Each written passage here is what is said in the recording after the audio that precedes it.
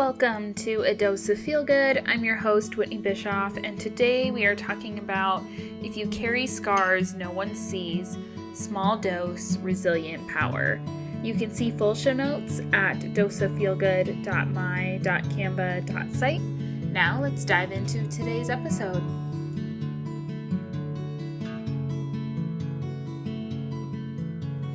Welcome everybody to another episode of Dose of Feel Good. We are quickly approaching our 1-year anniversary, and I am very much looking forward to that. But today we are going to have a bit heavier of a topic. Our topic today is if you carry scars no one sees, small dose, resilient power. And obviously, our podcast is Dose of Feel Good. So I promise we are going to come back around and leave our time together today with a very feel-good message. But I do want to acknowledge that this topic is difficult. When we're talking about carrying scars that no one sees, we are really talking about some pretty traumatic things that may have happened to us.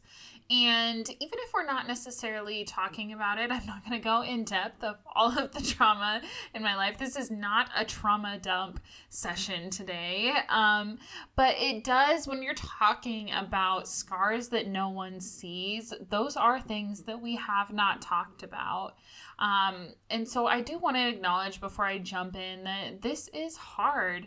And if you're like, I'm not ready for this conversation, that is okay. You can bow out now. But I think this is really important, an important topic to talk about, because the small dose that we're talking about here today is the resilient power that comes from those scars that no one sees. And I want you to be proud of yourself for those things, because we don't ask for the scars that sometimes we're given, but they do make us who we are. If you think of the actual physical scars that you might have on your body, I've had a number of surgeries, and I was just actually showing my husband the other day. I have a scar on my wrist from one of my brain surgeries, ironically, and I'm like, if I ever have an IV again and I get a scar from it, are you joking me? But if you think of like those physical scars, they remind you of a moment in time, whatever that might be. And I think it's similar to maybe the mental or psychological scars that no one sees, but they do have a very real impact, and they give us those reminders of some really difficult times. And even though we don't control what happens to us, or we don't get to control when those even reminders pop back up in our lives, I think it's important when we're talking about resilient power or those small doses, when those reminders come in, we have the power to change the narrative and the outcome of how it impacts our lives. And I think, at least for myself, when I think of those scars that no one else sees, that taking that power into my own hands is really my definition of what it means to be resilient, because those scars and those reminders, they're not going to go away, right? They're going to pop back up. But now the beauty of it is I get to control that narrative that it has. And I'm reminded that I'm not what happened to me, and you're not what happened to you, but I am what I make of it. And I think that's what we're talking about when we're talking about the small dose of resilient power that comes from the carrying the scars that no one sees. And again, while that can be really hard, I think hopefully that gives you some feel-good moment of, the reminders of what that might mean in that moment. And I think it's helpful to know that, like, no one teaches you how to power through or how to carry that pain that's not something anyone teaches you. Or I often think like, I think of this in a variety of ways, but like no one teaches you what is appropriate, what is a normal response. I wish someone would just tell you how it's supposed to look in practice, right? No one teaches you that. And so I think because of that those scars that we carry, they're unique to us, and they manifest in very different ways because they're all so unique, and our experiences are unique to us. But I think, again, the beauty of it, if that's the word we want to use, that's the word I'm going to use, is the reminder that we can do hard things. We have gone through hard things. We're all going to experience challenges. But the reminder that we've already gone through some pretty hard things and we've survived them. It's not necessarily, I always say, like, I wouldn't wish some of those things on my worst enemy, never in a million years, but I am who I am because of them, and I've survived them, and they've made me who I am, and I think that's where my power comes from. And I really get a lot of my power from that. And I think that's where those feel good moments come from, is that because my experiences are so unique to me, it reminds me that I can do really hard things and survive those really hard things too. And I want to share this with a story. And again, I'm not going to trauma dump today. That's not what we're doing. But I think when I was thinking of like, what do I share this week? Like, oh, this is a hard topic to talk about. I think I want to share like my current moment in time. And I kind of alluded to this a little bit earlier, but my current moment in time, by the time this is released, I will probably be over at Mayo Clinic yet again. And so I think this moment in time for me is very real. Like, I am experiencing some very real, physical, scary things in my life.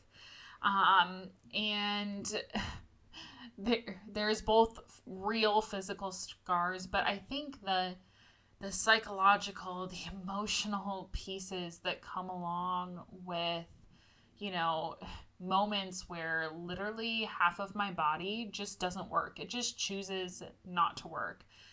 And there's no rhyme or reason to it. It just happens.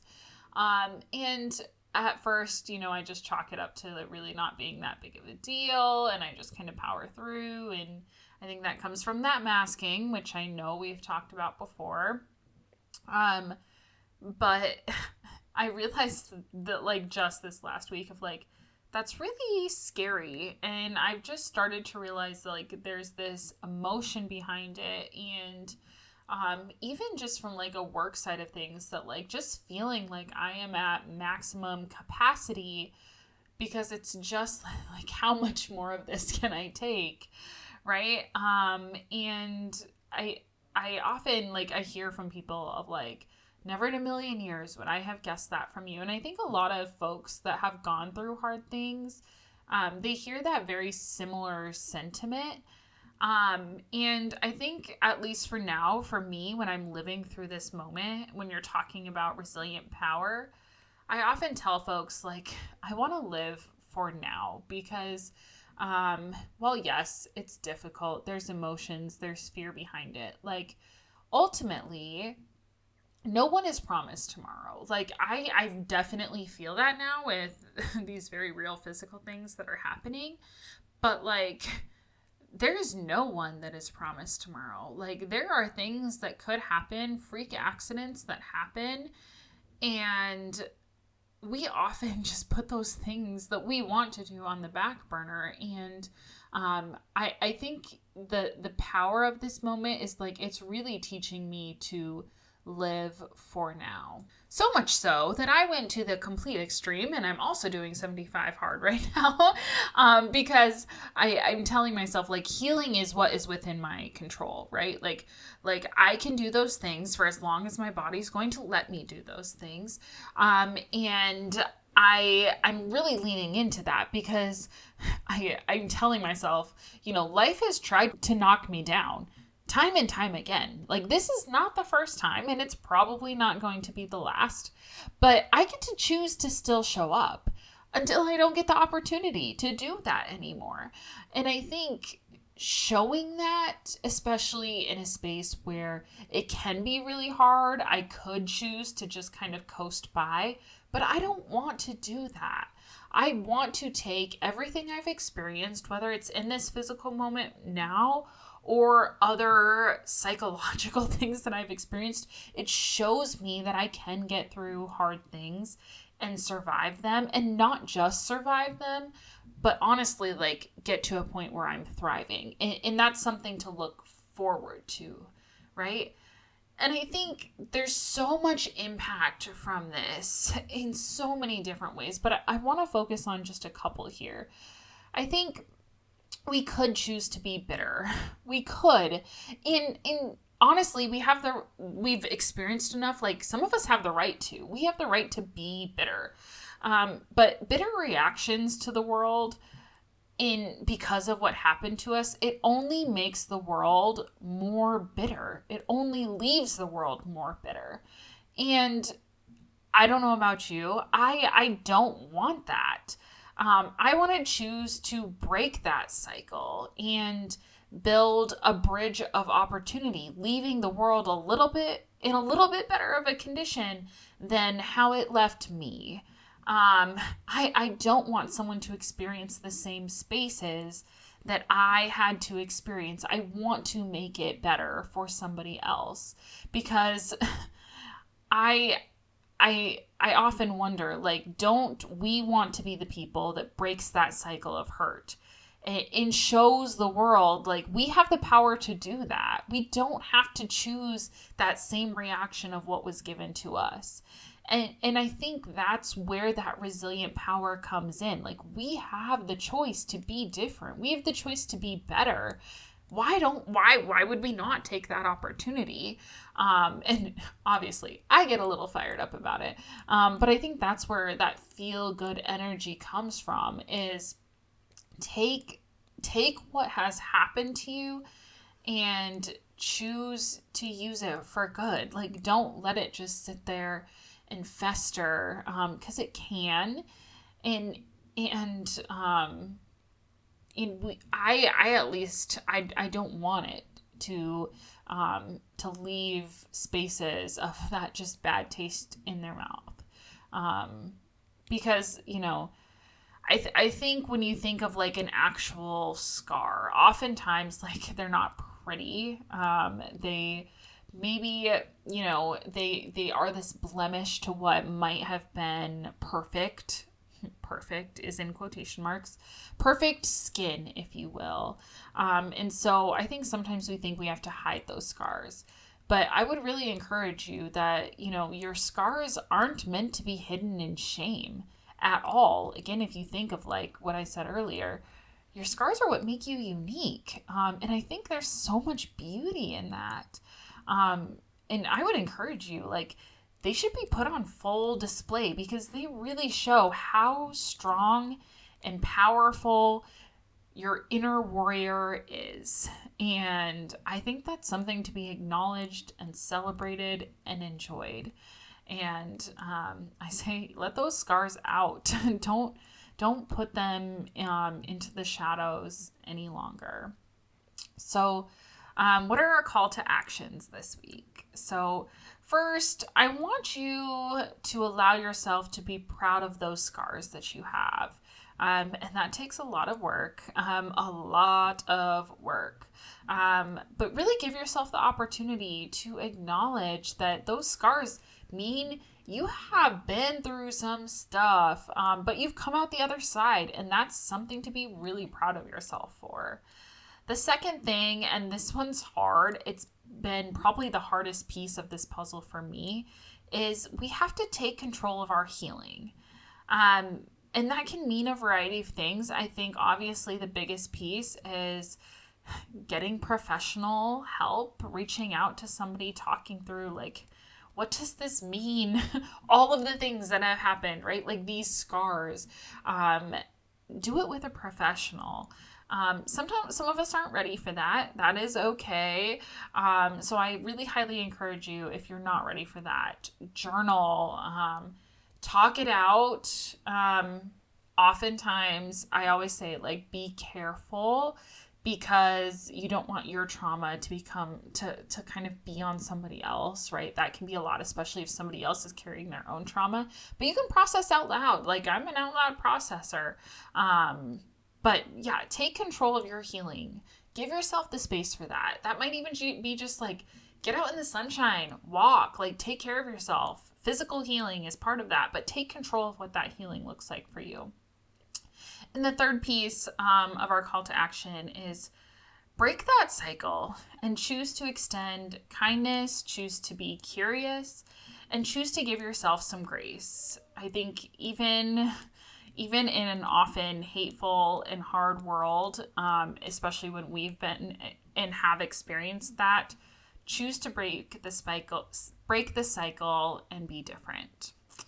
And with that, that's how we're going to wrap up this week. So thank you for going on that ride with me. And I really hope that you lean into that power that you have and acknowledge that those scars really are beautiful. Thank you so much for listening, and I hope you are feeling ready to conquer the week and let your impact ripple out to the world around you. Let's connect on Instagram and Threads at Dose of Feel Good Podcast.